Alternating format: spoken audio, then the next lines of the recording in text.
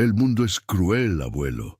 Es un lugar injusto, egoísta y profundamente vengativo, y yo voy a garantizar que aquel jefe mezquino pague con cada fibra de su ser, con cada centavo de su reputación por la humillación pública y el desprecio que me hizo pasar delante de mis compañeros de trabajo. Tengo que hacerlo, es cuestión de honor. La voz de Sofía resonaba por toda la sala, cargada de una mezcla volátil y explosiva de lágrimas, rabia contenida y un deseo palpable de represalia que la consumía por dentro, mientras lanzaba la carpeta de la empresa con una violencia desmedida contra el suelo de madera de mi sala de estar, donde tantas veces le leí cuentos de hadas sobre la justicia que, ahora, parecía ausente de su vida.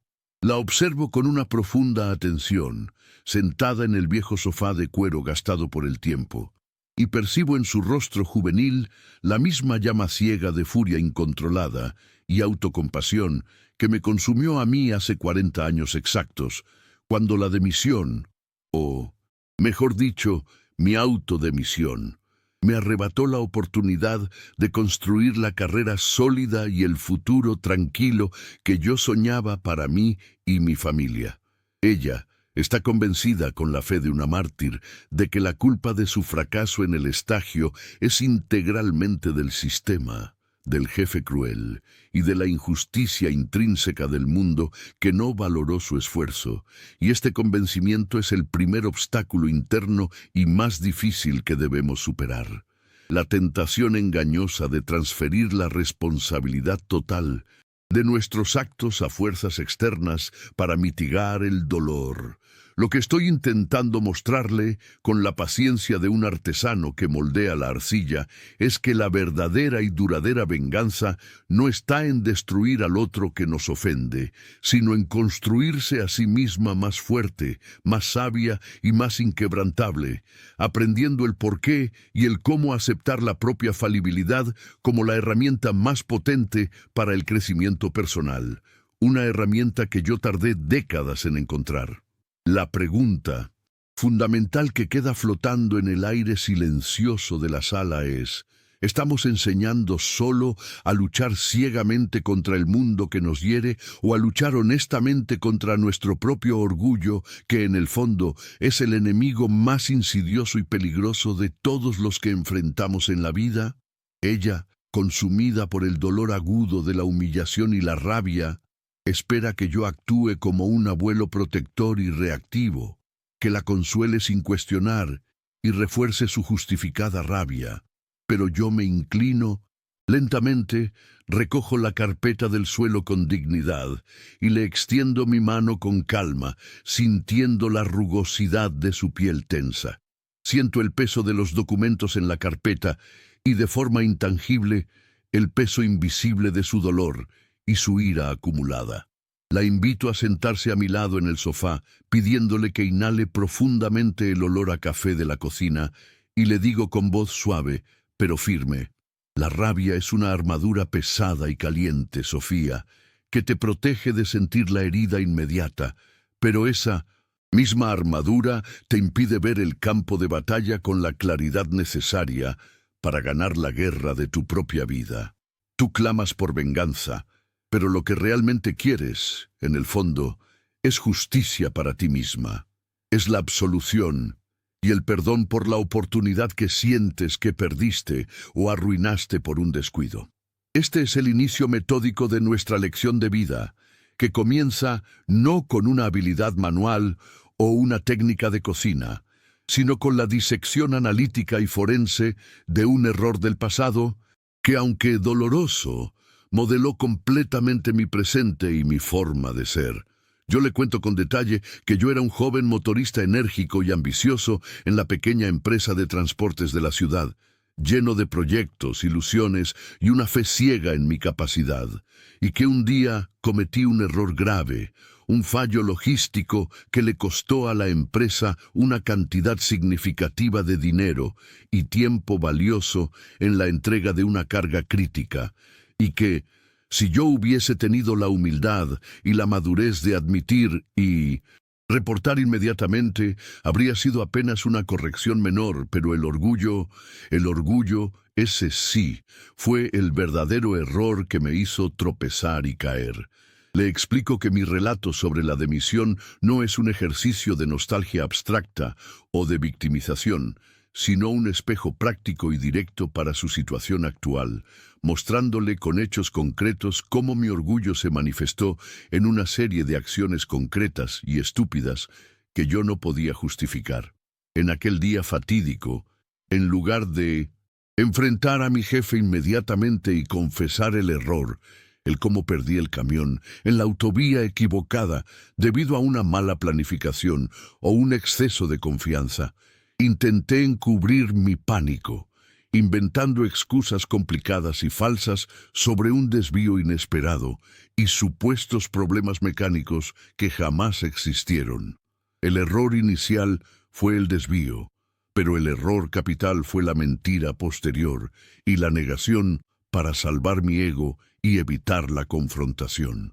Mi jefe, un hombre de negocios experimentado e inteligente, percibió inmediatamente mi omisión y mi falta de transparencia, y me llamó a su sala, no para despedirme, sino para confrontarme con mi falta de honestidad, que era para él la falta más grave de un empleado. La tensión en aquel momento, en esa pequeña sala con olor a café y tabaco, era tan palpable que yo sentí el pánico de ser expuesto como un mentiroso ante un hombre que yo respetaba profundamente. Y es aquí, en esta sala con olor a café, que el núcleo de mi error se convierte en la lección activa y práctica para ella.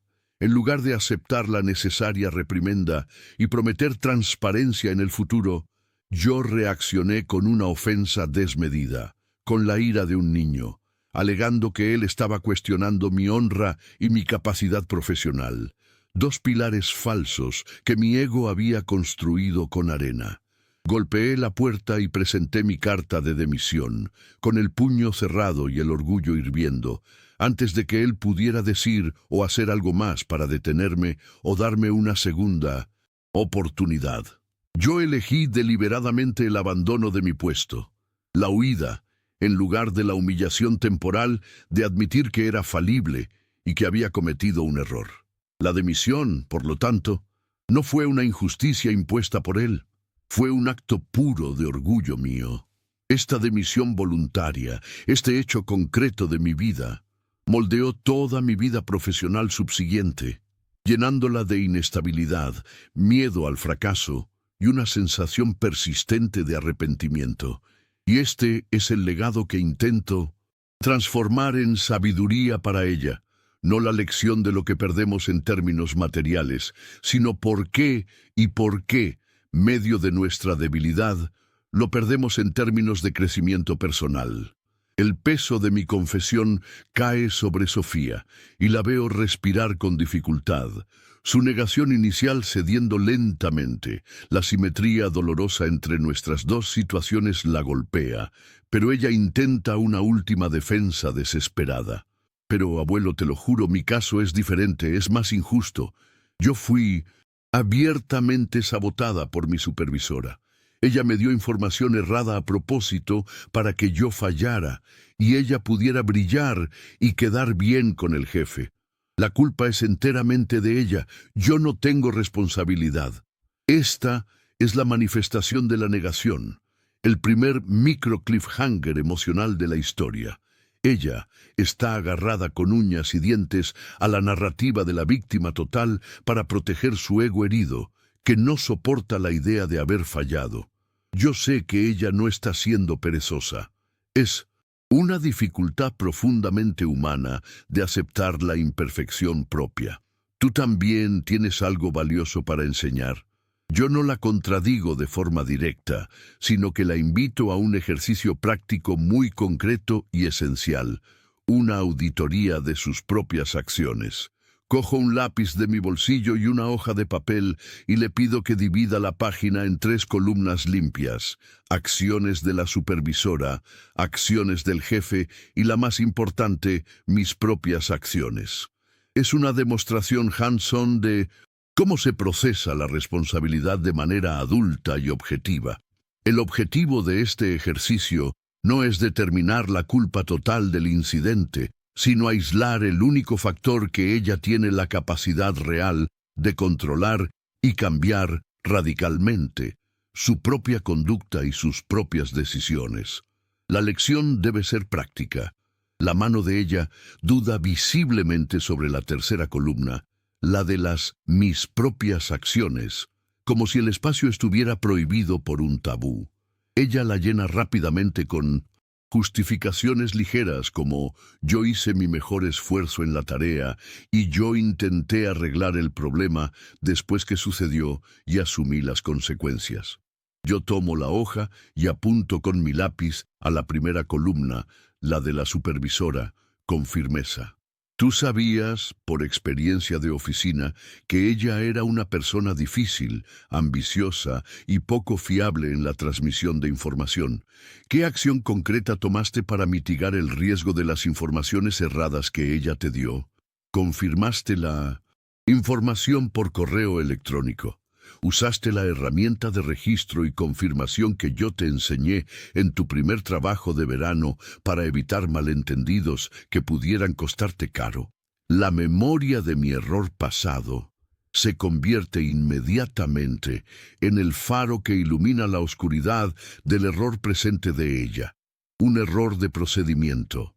En mi historia con el camión, la falla no fue el error logístico, sino la falta de un procedimiento interno de doble checaje de la ruta en el mapa. Yo confié únicamente en mi instinto, en mi memoria, en lugar de chequear los mapas 2 veces antes de salir. Con Sofía, la falla no fue el error malintencionado de la supervisora, sino la falta de un procedimiento de confirmación formal.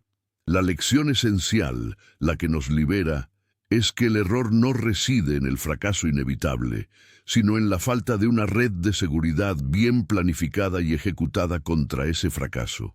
Ella, con mucha reticencia y las lágrimas secas en su rostro, finalmente admite, con la voz quebrada, que no confirmó la información por email, que confió solo en la palabra de la supervisora para no parecer burra o excesivamente desconfiada ante sus ojos. Es una pequeña victoria, la primera grieta profunda en la armadura de su orgullo herido. Esta es la primera tensión que ella supera. Reconocer que el miedo de parecer incompetente la llevó, paradójicamente, a actuar de forma incompetente y poco profesional, confirmando su propio miedo más profundo. Le explico que el dolor agudo de la dimisión y la humillación no va a desaparecer o atenuarse hasta que ella entienda exactamente dónde ella podría haber actuado de forma diferente para proteger su posición y su integridad. Le cuento el cómo esa dimisión por orgullo me afectó a largo plazo. Por años, en cada nuevo empleo que conseguía, yo dudaba de mi propia capacidad y de la validez de mis procedimientos. El miedo constante de cometer un error me paralizaba en la toma de decisiones, y el miedo posterior de tener que pedir perdón o admitir la falla era todavía mayor, una carga mental insoportable. La sombra de Pedro y de mi jefe anterior planeaba sobre cada paso que yo daba. El desafío ahora es la honestidad brutal consigo misma, el paso más difícil para el ser humano. Ella toma la goma de borrar y borra la frase «Yo hice mi mejor esfuerzo» de su columna. «No, abuelo, yo no hice mi mejor esfuerzo. Yo fui descuidada, imprudente y actué por puro orgullo y por miedo a preguntar». El silencio en la sala es profundo y reverente, y esa admisión valiente es el punto de tensión de la narrativa. El momento en que la voluntad de desistir de culpar a los demás es sustituida por la voluntad real de crecer y sanar. Yo la felicito calurosamente por esa increíble muestra de coraje moral. Le digo que la mayoría de las personas, incluyéndome en mi juventud, pasan la vida entera prisioneras en la primera columna, culpando a los demás y al sistema. Pero el crecimiento verdadero, la libertad total, La chance de recomenzar con bases sólidas está exclusivamente en la tercera columna, en la de mis acciones. El micro cliffhanger. ¿Qué hará ella ahora con esa nueva y dolorosa percepción de su propia responsabilidad? Le sugiero que, antes de pensar en cualquier forma de venganza o represalia, ella escriba una carta detallada a su ex jefe, no para enviarla jamás, sino para que sea el espejo honesto de su alma, donde ella lista todo lo que la supervisora y el jefe hicieron de errado, pero terminando incondicionalmente. Con lo que ella aprende sobre su propia responsabilidad y carácter. Ella duda, visiblemente relutante en desperdiciar la energía valiosa de su rabia en algo que ella no va a enviar o que no tendrá un efecto externo. Pero la lección de mi pasado, la demisión por orgullo que me costó la estabilidad y la autoconfianza, la convence. Ella toma la caneta y comienza a escribir furiosamente, el rencor y la rabia todavía visibles en el trazo firme de la caneta. Una purga de la amargura y el dolor reprimido. Sofía pasa la siguiente hora y media escribiendo la carta en mi sala. El único sonido es el arrastrar de la caneta sobre el papel. El proceso es un acto de catarsis pura, lleno de acciones concretas y gestos de frustración. Ella rasga la primera versión llena de justificaciones, arruga violentamente la segunda versión y finalmente encuentra la calma y el foco en la tercera versión. Observo sus gestos, la manera visible en que la tensión física en sus hombros disminuye a medida que ella externaliza y estructura la rabia. El texto es crudo, detallando todas las fallas éticas de la supervisora y las omisiones del jefe, y está cargado de hechos concretos y fechas exactas, pero la catarsis está funcionando. El desafío crucial es la conclusión. La carta debe terminar obligatoriamente con el por qué ella es responsable, el que ella aprendió sobre sí misma. Ella logra listar el error de la Chekahem, la falta de confirmación por email y la necesidad de no dejarse intimidar por el orgullo o por el miedo a parecer ignorante, pero yo noto que ella todavía usa la frase de justificación, yo hice mi parte, pero ellos fallaron en protegerme de la supervisora. La culpa todavía no fue totalmente internalizada, todavía hay una dependencia del otro. Yo apunto con el dedo para el final de la carta, en el papel manchado por las lágrimas secas. Sofía, proteger no es el trabajo de un jefe en el mundo adulto. Ellos te contrataron para ser una profesional, para ser tu propia guardiana, responsable por tus propias acciones e inacciones, no para ser protegida como una niña. La única persona que puedes y debes proteger eres a ti misma, asumiendo la responsabilidad total por tus propias decisiones y procedimientos. Mi voz es afectuosa, pero firme, inquebrantable.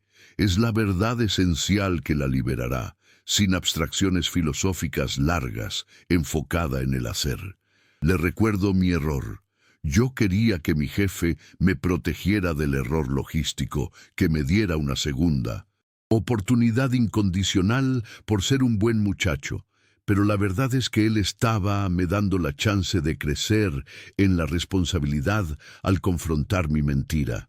Al elegir huir, yo lo demití para salvar mi orgullo frágil. Le cuento que aquel orgullo me costó 10 años de inestabilidad profesional, pues el miedo de fallar nuevamente me impedía asumir riesgos importantes en mi carrera y en mi vida. Ella respira profundamente, toma la caneta y reescribe la conclusión de la carta con una nueva claridad. De esta vez, la mudanza es drástica, el éxito es palpable y emocionante. Ella escribe con convicción. Yo cometí un error grave de Chekahem y soy la única responsable por mis acciones. Mi prioridad absoluta ahora es garantizar que nunca más me sienta intimidada por el orgullo o por la necesidad de aprobación de terceros y que construiré mis propios procedimientos de seguridad internos. Es un acto de poder absoluto y autoacepción. el conflicto es superado de forma definitiva. El antagonista final no era el jefe, sino el propio orgullo de ella, que la llevaba a la negación. Rasgamos la carta en pedacitos pequeños, un ritual de liberación emocional. La venganza de ella no será contra la empresa, sino contra la versión más débil e insegura de sí misma que se negó a asumir la responsabilidad total, y esa es la victoria que importa. El micro cliffhanger. ¿Qué otra cosa la carta le enseñó? Ella confiesa que, al escribir en detalle lo que el jefe y la supervisora hicieron de errado, ella percibió que ellos también eran víctimas de sus propios orgullos e inseguridades, y no solo monstruos sin alma. La supervisora actuó con maldad porque tiene un miedo profundo de perder su empleo. Ella dice, el jefe actuó con rabia porque estaba bajo presión de la directiva y temía la pérdida de dinero, y no porque me odiaba personalmente. Le explico que esa capacidad de ver la humanidad, la fragilidad y las inseguridades en sus enemigos es la definición de la madurez. Es mayor paso en el proceso de cura, pues la rabia cega es sustituida por la empatía lúcida y el entendimiento de la complejidad humana. Esto no significa que ella debe perdonarlos por lo que hicieron, sino que debe liberarse de la necesidad de que la felicidad de ellos dependa de su venganza, y eso es el verdadero poder. El próximo paso es práctico y orientado al futuro. Crear un plan de acción para su próximo movimiento, no un currículo de desespero, sino un documento de autoconfianza inquebrantable, listando exactamente las habilidades que ella adquirió, la clareza de la comunicación, la análisis de riesgo y el cómo ella va a venderlas en su próximo empleo, transformando la demisión en su mejor argumento de aprendizaje. El brillo en sus ojos y su sonrisa son genuinos y llenos de convicción. Ella toma una nueva hoja de papel y comienza a delinear un plan de carrera con base en la responsabilidad total, prometiendo que, en su próximo empleo, ella será la persona más organizada, transparente y humilde de la sala con sus propios procedimientos. El miedo de cometer un error se transforma en entusiasmo por la excelencia y la acción. Mientras ella planifica su futuro con la pasión de un arquitecto, yo me encuentro mirando la carpeta vacía de la antigua empresa y siento el peso invisible de mi propio pasado levantándose de mis hombros, una sensación de ligereza que no experimentaba hace décadas. La lección de Sofía, aunque enfocada en sus acciones, me trajo un insight profundo sobre mi historia con Pedro y mi jefe. Yo siempre me concentré en el orgullo que me hizo dimitir, en el error que me costó el empleo, pero yo nunca había me permitido ver a inexperiencia de aquel joven motorista de 20 años que intentaba desesperadamente se defender del miedo insoportable al fracaso. La virada principal ocurre aquí, cuando la situación actual me trae un enseñamiento esencial que yo necesitaba.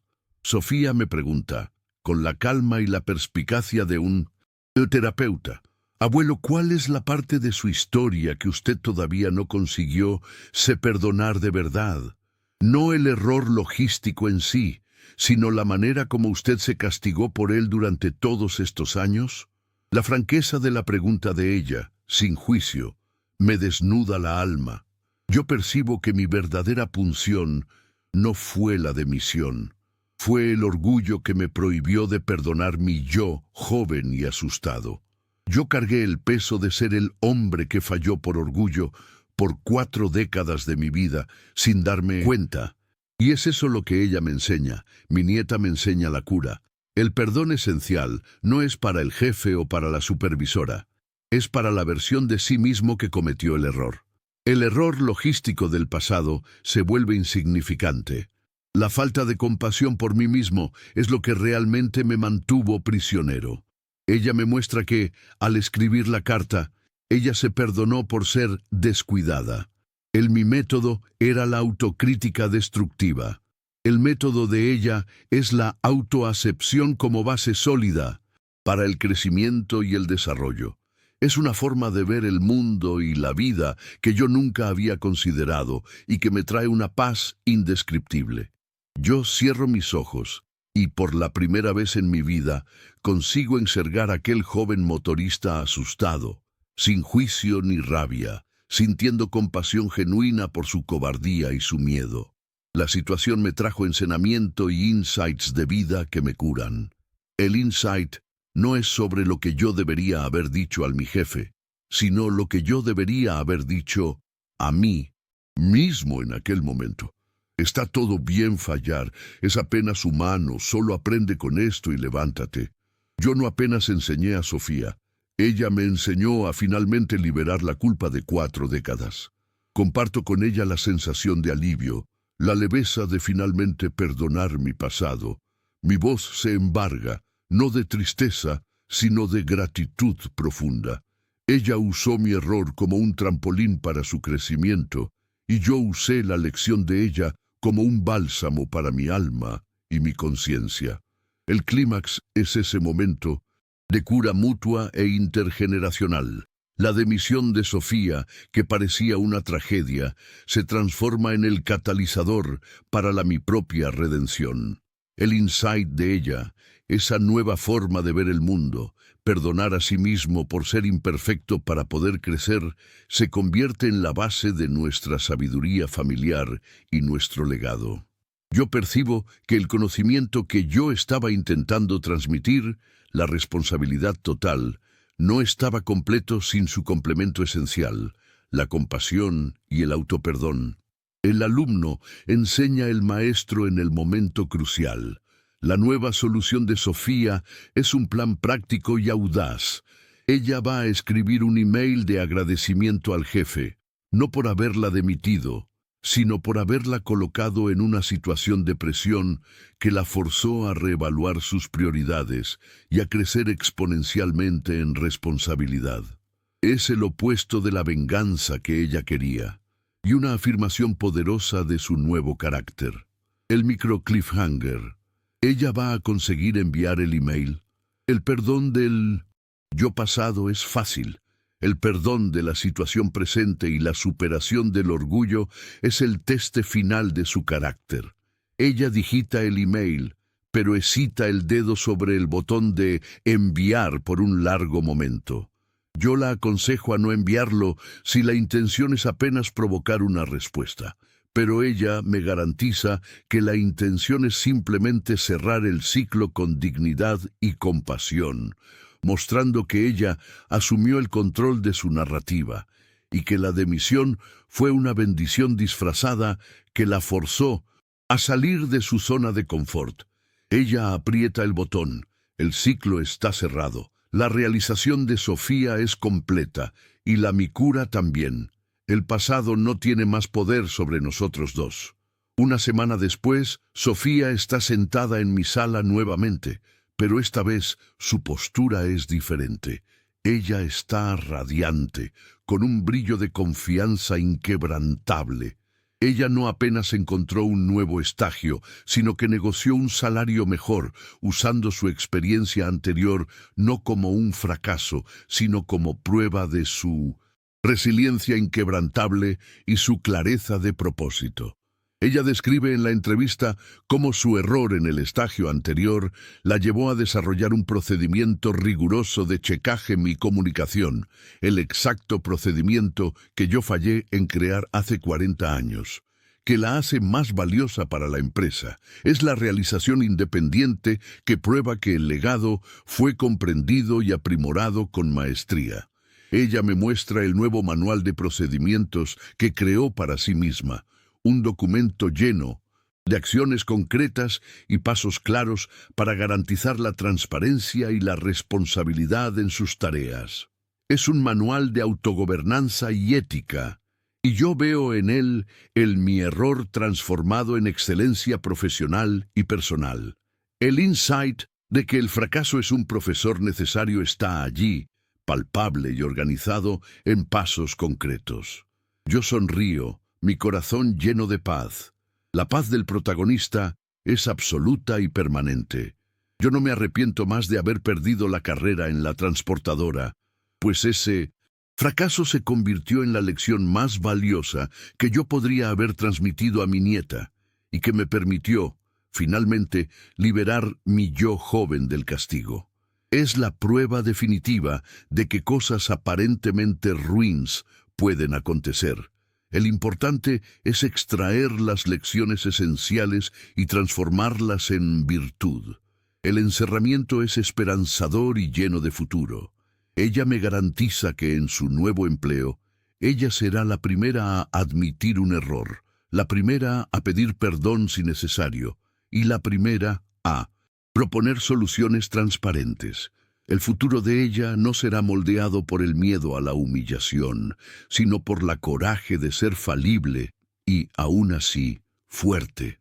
La continuidad del conocimiento y la renovación de la nueva generación están aseguradas de forma sólida.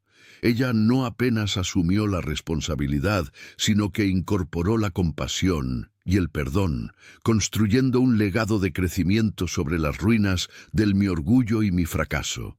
El miedo de que aquel error me definiese se disolvió completamente. Esta es la historia de cómo una demisión se convirtió en la mayor lección de nuestras vidas, enseñándonos que el perdón, especialmente el perdón a sí mismo por la imperfección, es la llave para el verdadero éxito y la libertad duradera. Si esta historia te tocó, por favor, suscríbete al canal y deja tu me gusta. Comparta si usted ya transmitió o recibió un legado así.